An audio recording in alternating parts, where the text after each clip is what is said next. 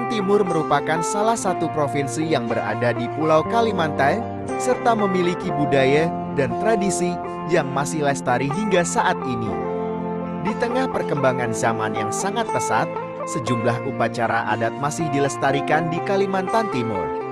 Upacara adat tersebut dilakukan dalam acara pernikahan, pemberian nama anak, ritual penyembuhan, hasil panen yang berlimpah, dan lain sebagainya. Kehidupan modern tidak menghilangkan upacara adat warisan nenek moyang. Berikut 7 upacara adat di Kalimantan Timur yang dirangkum dari berbagai sumber.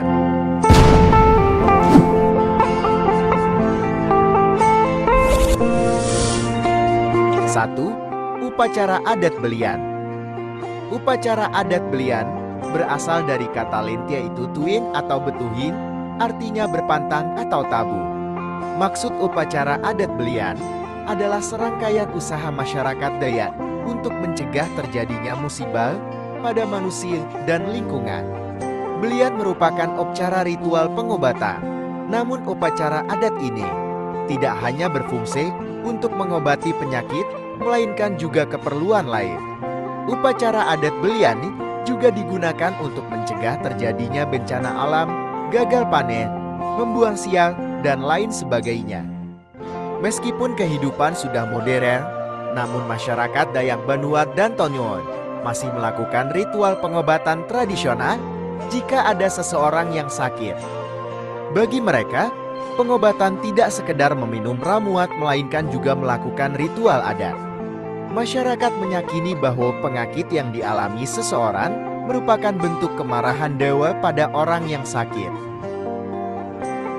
Tujuan upacara adat belian adalah sebagai bentuk perminta maaf kepada dewa atau leluhur. Upacara adat belian dilakukan setelah pengobatan yang dilakukan oleh dokter dipandang tidak dapat memberikan kesembuhan.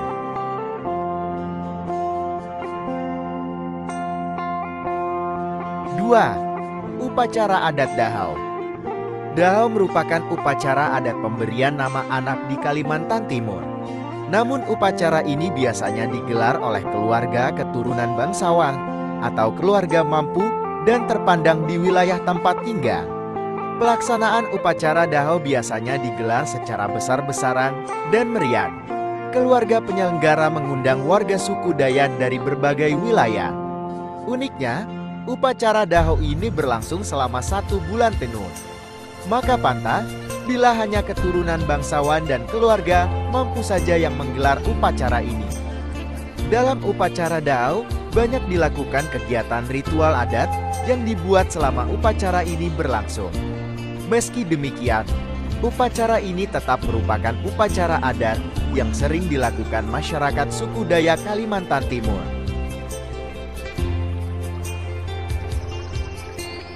3. Upacara adat Bluluh. Bluluh berasal dari kata bulur yang artinya batang bambu dan luluh yang berarti musnah. Buluh mengacu pada singgasana yang diduduki oleh sultan dan putra mahkota, yaitu berupa balai bambu bertingkat 3. Upacara adat Bluluh adalah penyucian sultan dan putra mahkota yang berasal dari suku Dayak Kutai.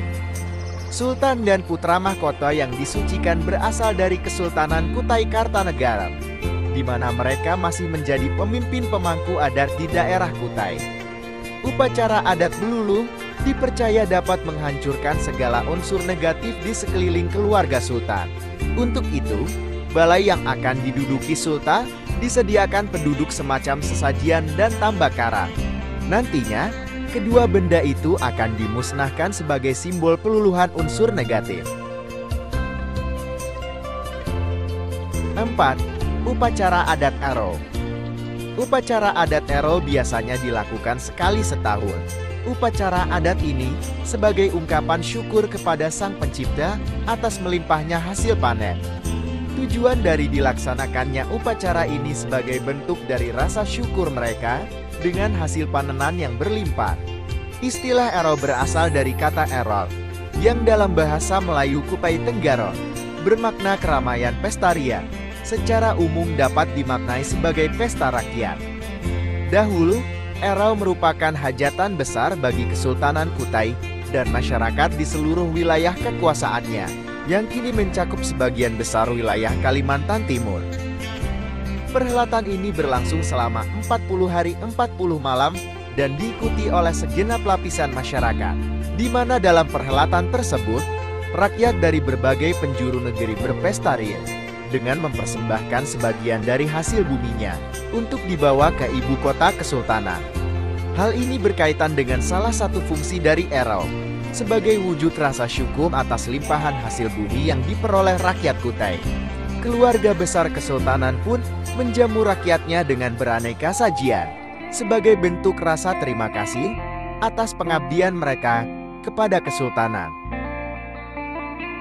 Menurut riwayat yang diyakini masyarakat Kutai secara turun-temurun, Ero bermula sejak abad ke-12 Masehi.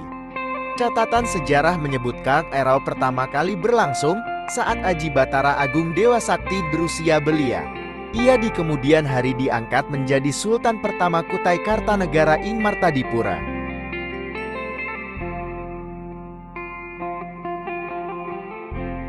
Lima, upacara adat Kuangkai. Upacara adat Kuangkai merupakan upacara adat yang menjadi ciri khas suku Dayak Benua. Upacara adat ini selalu digelar setiap tahun. Suku Dayak Benua yang mayoritas bermukim di Kutai Kartanegara dan Kutai Barat memiliki beberapa upacara ritual yang dipertahankan hingga kini.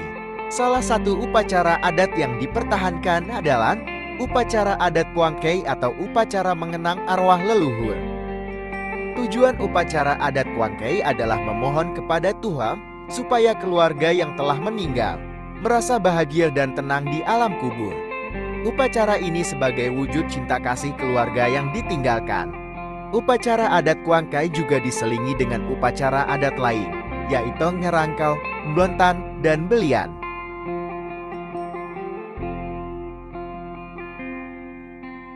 Enam, upacara adat Ngerangkau. Ngerangkau merupakan tarian yang memiliki hubungan erat dengan upacara adat Kuangkai, budaya suku Dayak Benua. Tari ini diciptakan dalam bentuk balas budi arwah yang sudah meninggal untuk mereka yang sudah merawat dan memelihara keluarga, dari bayi hingga dewasa. Makna lainnya adalah untuk menunaikan kewajiban adat, supaya arwah tidak tersesat dan memiliki bekal di surga.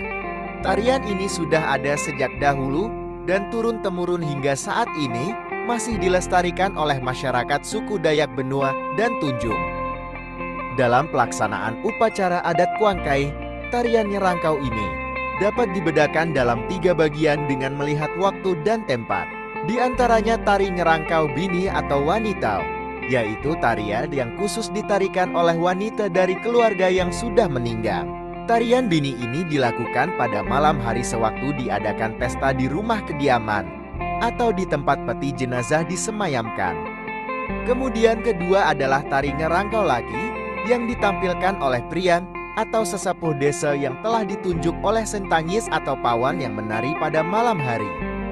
Terakhir tari Ngerangkau bersama yang ditarikan oleh keluarga yang meninggal, baik pria maupun wanita serta semua undangan yang hadir. Dalam menampilkan tari Ngerangkau tersebut, tidak ada persiapan dan latihan secara khusus karena gerak tari yang dilakukan bersifat spontanitas. Selain itu, para penari saat tampil menari diyakini sebagai arwah dari roh para leluhur. Untuk itu, bentuk dan kualitas pertunjukan dalam tarian bukan merupakan tujuan utamanya, tetapi fungsi dan kandungan makna dari tarian itu yang lebih utama. Saat ini, hampir semua daerah di kampung baik Tunjung maupun Benua masih melaksanakan ritual tersebut.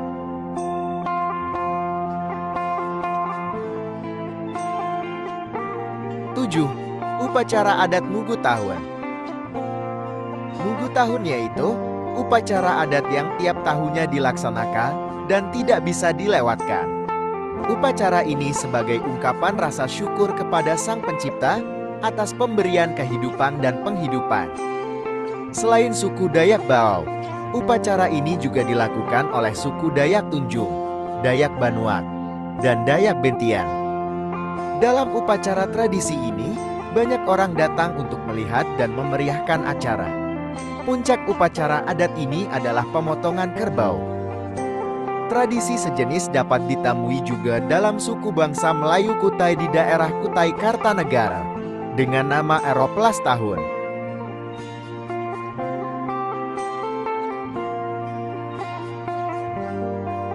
Mungkin cukup untuk konten kali ini membahas tentang 7 upacara adat di Kalimantan Timur yang dirangkum dari berbagai sumber. Jika masih ada yang lain, silahkan komen di kolom komentar. Semoga bermanfaat. Jika ada kesalahan mohon dimaafkan. Tetap ikuti konten-konten kami selanjutnya. Mari berwisata sejarah dan budaya. Wassalamualaikum warahmatullahi wabarakatuh.